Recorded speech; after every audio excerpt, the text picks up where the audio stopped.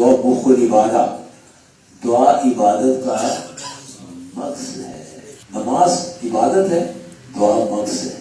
روٹی کھانے عبادت ہے، دعا مقصد ہے. یہ مقصد کو نہیں جانے دینا چاہیے. السلام علیکم ورحمۃ اللہ، السلام علیکم ورحمۃ اللہ، وہ گئے، یہ نہیں کرنا چاہیے.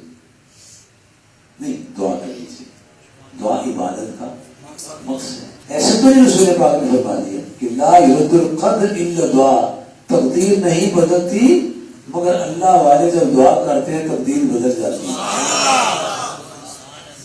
بندے رب دے دعا کر کے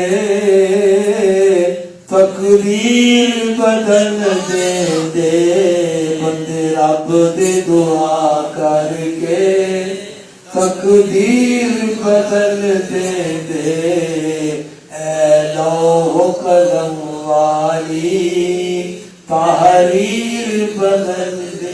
سبحان اللہ. دعا کی تقدیر بدل دے.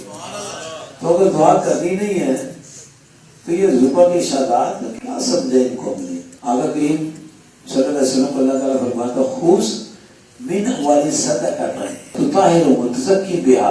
اے محبوب علیہ السلام، آپ اپنے غلاموں سے زکوٰۃ لیں اور آپ تزکیہم، تطہرہم وتزکیہم، اے محبوب علیہ السلام آپ ان کو پاک کریں، آپ ان کا تزکیہ نفس فرمائیں اور پھر کیا کریں، وصلی علیہ، ان کے لیے دعا کریں.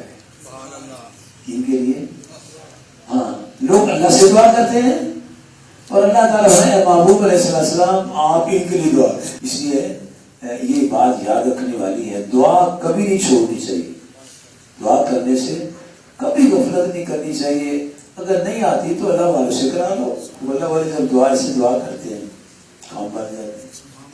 میں نے اپنے بزرگوں سے حضرت قبلہ بابا نگینہ سرکار رحمۃ اللہ علیہ سے پوچھا، 2 گھنٹے لوگ دعا کرتے ہیں اللہ اے اللہ، کچھ بھی نہیں ہوتا، کچھ نہیں ہوتا. 2 گھنٹے دعا کرتے ہیں، کچھ بھی نہیں ہوتا. میں نے کہا یہ اللہ والے 2 گھنٹے دعا بھی نہیں کرتے، ایسے کرتے ہیں کام ہو جاتا ہے. یہ کیا وجہ ہے؟